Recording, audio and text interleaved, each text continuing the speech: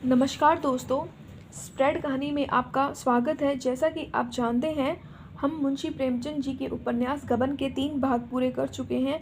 आइए सुनते हैं चौथा भाग। मुंशी दीनदयाल उन आदमियों में से थे जो सीधों के साथ सीधे होते हैं, पर टेढ़ों के साथ टेढ़े ही नहीं शैतान हो जाते हैं। दयानाथ बड़ा सा मुँह खोलते, हजारों की बातचीत करते तो दीनदयाल उन्हें ऐसा चकमा देते कि वह उम्र भर याद करते। दयानाथ की सज्जनता ने उन्हें वशीभूत कर दिया। उनका विचार 1000 देने का था, पर 1000 टीके में दे आए।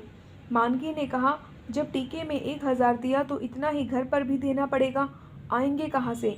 दीनदयाल चिढ़कर बोले, भगवान मालिक है।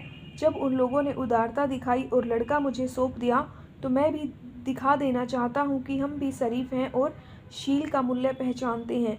अगर उन्होंने हेकड़ी जताई होती तो अलबत्ता उनकी खबर लेता। दीनदयाल 1000 तो दे आए, पर दयानाथ का बोझ हल्का करने के बदले और भारी कर दिया। वह कर्ज से कोसों भागते थे। इस शादी में उन्होंने मियाँ की जूती मियाँ की चांद वाली नीति निभाने की ठानी थी, पर दीनदयाल की सहृदयता से उनका संयम तोड़ दिया। वे सारे टीम टाम नाच तमाशे जिसकी कल्पना का उन्होंने गला घोट दिया था, वृहद रूप धारण करके उनके सामने आ गए।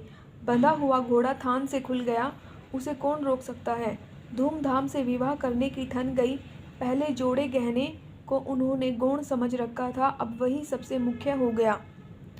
ऐसा चढ़ाव हो कि मड़वे वाले देखकर फड़क उठें, सबकी आंखें खुल जाएं। कोई 3000 का सामान बनवा डाला। सर्राफ को 1000 नगद मिल गए। 1000 के लिए 1 सप्ताह का वादा हुआ तो उसने कोई आपत्ति नहीं की। सोचा 2000 सीधे हुए जाते हैं, 500-700 रुपये रह जाएंगे। वह कहाँ जाते हैं? व्यापारी की लागत निकल आती है तो नफ़े को तत्काल पाने के लिए आग्रह नहीं करता। फिर चंद्रहार की कसर रह गई। जड़ाऊ चंद्रहार 1000 से नीचे अच्छा नहीं मिल सकता था। दयानाथ का जी तो लहराया कि लगे हाथ उसे भी ले लो, किसी को नाक सिकोड़ने की जगह तो न रहेगी। पर जागेश्वरी इस पर राजी न हुई। बाजी पलट चुकी थी। दयानाथ ने गर्म होकर कहा, तुम्हें क्या, तुम तो घर में बैठी रहोगी। मौत तो मेरी होगी जब उधर के लोग नाक भी सिकोड़ने लगेंगे। जागेश्वरी, दोगे कहाँ से? कुछ सोचा है? दयानाथ, कम से कम 1000 तो वहाँ मिल ही जाएंगे। जागेश्वरी, खून मुँह लग गया क्या? दयानाथ ने शर्माकर कहा, नहीं नहीं, मगर आखिर वहाँ भी तो कुछ मिलेगा।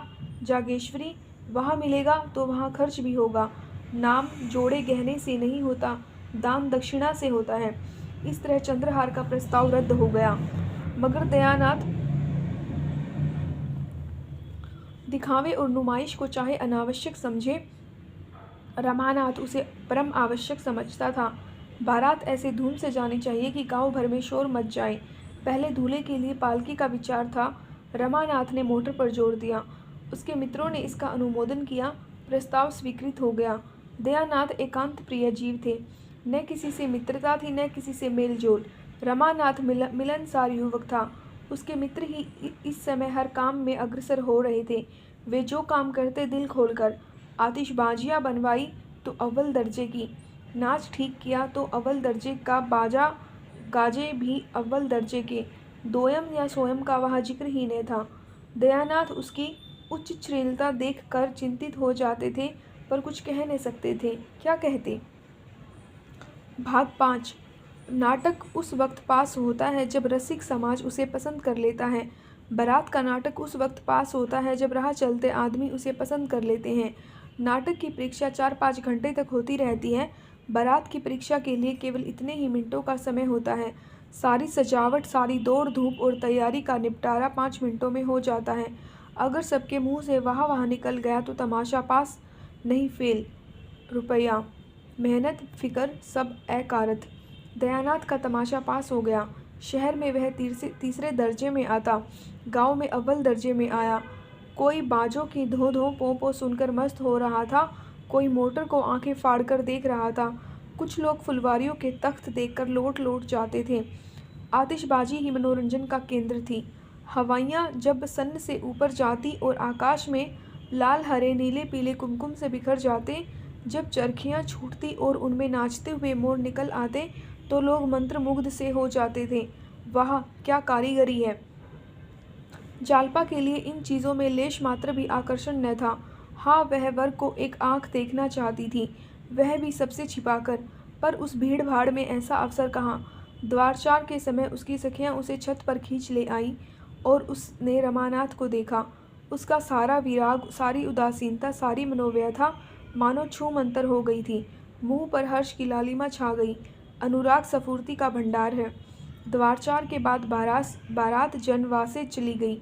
भोजन की तैयारियां होने लगी। किसी ने पूरियां खाई, किसी ने उपलों पर खिचड़ी पकाई। देहात के तमाशा देखने वालों के मनोरंजन के लिए नाच गाना होने लगा। 10 बजे सहसा फिर बाजे बजने लगे। मालूम हुआ कि चढ़ाव आ रहा है। बारात में हर एक रस्म डंके की चोट अदा होती है। दूल्हा कलेवा करने आ रहा है, बाजे बजने लगे। समधी मिलने आ रहा है, बाजे बजने लगे। चढ़ाव ज्यों ही पहुंचा, घर में हलचल मच गई। स्त्री पुरुष बूढ़े जवान सब चढ़ाव देखने के लिए उत्सुक हो उठे। ज्यों ही किस्तियां मंडप में पहुंची, लोग सब काम छोड़कर देखने दौड़े। आपस में धक्कम धक्का होने लगा। मानकी प्यास से बेडोल हो रही थी, कंठ सूखा जाता था। चढ़ाव आते ही प्यास भाग गई। दीनदयाल मारे भूख प्यास के निर्जीव से पड़े थे। यह समाचार सुनते ही सचेत होकर दौड़े। मानकी एक एक चीज़ को निकाल निकाल कर देखने लगी और दिखाने लगी। वहाँ सभी इस कला के विशेषज्ञ थे। मर्दों ने गहने बनवाए थे, औरतों ने पहने थे। सभी आलोचना करने लगे। चूहे दंती कितनी भी सुंदर है, कोई 10 तोले की होगी। वाह, 11.5 तोले से रत्ती भर भी कम निकल जाए तो कुछ हार जाऊं।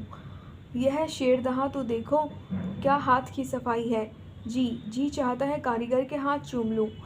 यह भी 12 तोले से कम न होगा। वाह, कभी देखा भी है। 16 तोले से कम निकल जाए तो मुंह न दिखाऊं। हाँ, माल उतना चोखा नहीं है। यह कंगन तो देखो, बिल्कुल पक्की जड़ाई है। कितना बारीक काम है कि आंख नहीं ठहरती। कैसा दमक रहा है। सच्चे नगीने हैं। छूटे नगीनों के यह आप कहाँ। चीज तो यह गुलू बंद है। कितने खूबसूरत फूल हैं और उनके बीच के हीरे कैसे चमक रहे हैं। किसी बंगाली सुनार ने बनाया होगा। क्या बंगालियों ने कारीगरी का ठेका ले लिया है। हमारे देश में एक से एक कारीगर पड़े हुए हैं। बंगाली सुनार बेचारे उनकी क्या बराबरी करेंगे। इसी तरह एक एक चीज की आलोचना होती रही। सहसा किसी ने कहा, चंद्रहार नहीं है क्या। मानकी ने रोनी सूरत बनाकर कहा, नहीं, चंद्रहार नहीं आया। एक महिला बोली, अरे, चंद्रहार नहीं आया।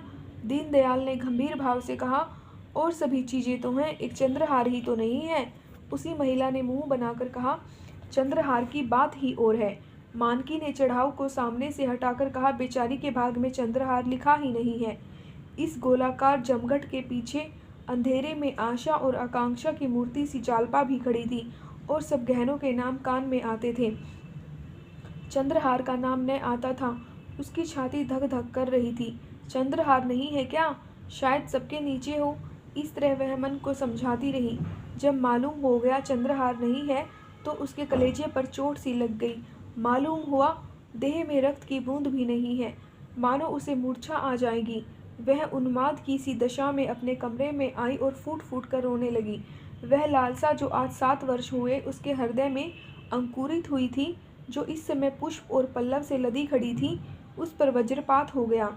वह हरा भरा लहलहाता हुआ पौधा जल गया, केवल उसकी राख रह गई। आज ही के दिन पर तो उसकी समस्त आशाएं अवलंबित थी, आज वह अवलंब भी छीन लिया। उस निराशा के आवेश में उसका ऐसा ही जी चाहने लगा कि वह अपना मुंह नोच डाले। उसका वश चलता तो वह चढ़ाव को उठाकर आग में फेंक देती। कमरे में एक आले पर शिव की मूर्ति रखी हुई थी। उसने उसे उठाकर ऐसा पटका कि उसकी आशाओं की भांति वह भी चूर चूर हो गई। उसने निश्चय किया कि मैं कोई आभूषण न पहनूंगी। आभूषण पहनने से होता ही क्या है।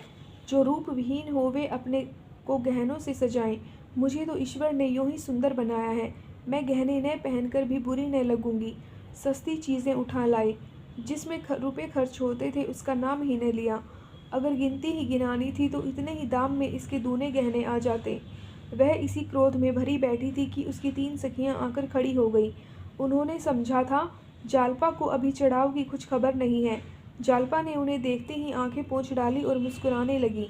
राधा मुस्कुराकर बोली, जालपा, मालूम होता है तूने बड़ी तपस्या की थी। ऐसा चढ़ाऊ मैंने आज तक नहीं देखा है। अब तो तेरी सब साध पूरी हो गई।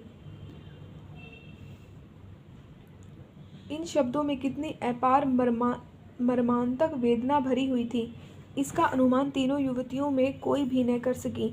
तीनों कौतूहल से उसकी ओर ताकने लगी, मानो उसका आशय उनकी बात उनकी समझ में न आया हो। बासंती ने कहा, जी चाहता है कारीगर के हाथ चूम लूं। शहजादी बोली, चढ़ाव ऐसा ही होना चाहिए कि देखने वाले फड़क उठें। बासंती, तुम्हारी सास बड़ी चतुर जान पड़ती है, कोई चीज़ नहीं छोड़ी। जालपा ने मुंह फेर कर कहा, ऐसा ही होगा राधा, और तो सब कुछ है, केवल चंद्रहार नहीं है।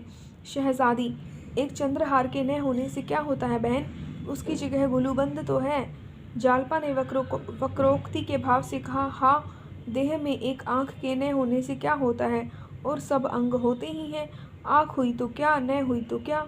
बालकों के मुंह से गंभीर बातें सुनकर जैसे हमें हंसी आ जाती है, उसी तरह जालपा के मुंह से यह लालसा से भरी हुई बातें सुनकर राधा और बासंती अपनी हंसी न रोक सकी।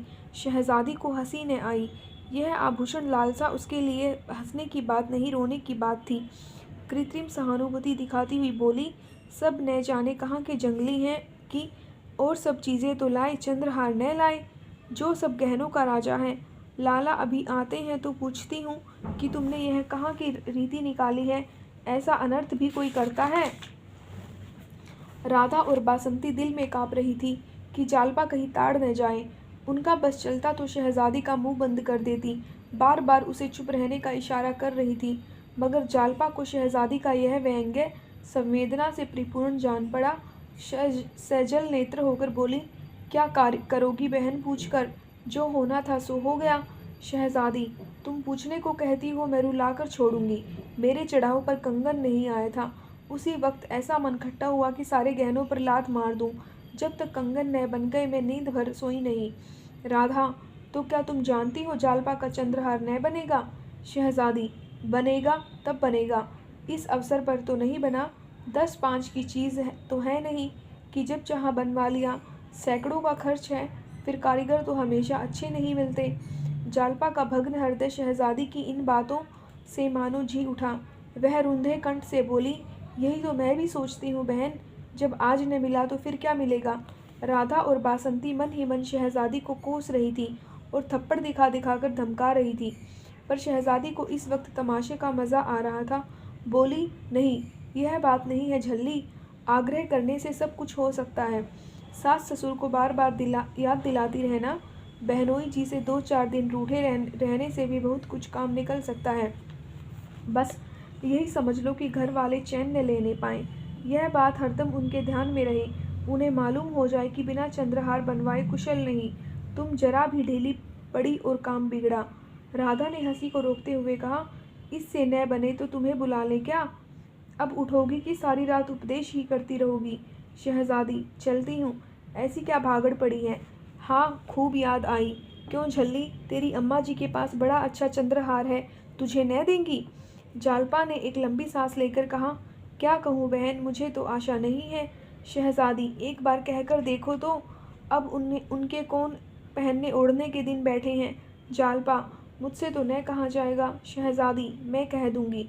जालपा, नहीं नहीं, तुम्हारे हाथ जोड़ती हूँ, मैं जरा उनके मातृ स्नेह की परीक्षा लेना चाहती हूँ। बासंती ने शहजादी का हाथ पकड़कर कहा, अब उठेगी कि सारी रात यहाँ उपदेश ही देती रहेगी। शहजादी उठी, पर जालपा रास्ता रोककर खड़ी हो गई और बोली, नहीं, अभी बैठो बहन, तुम्हारे पैरों पड़ती हूँ।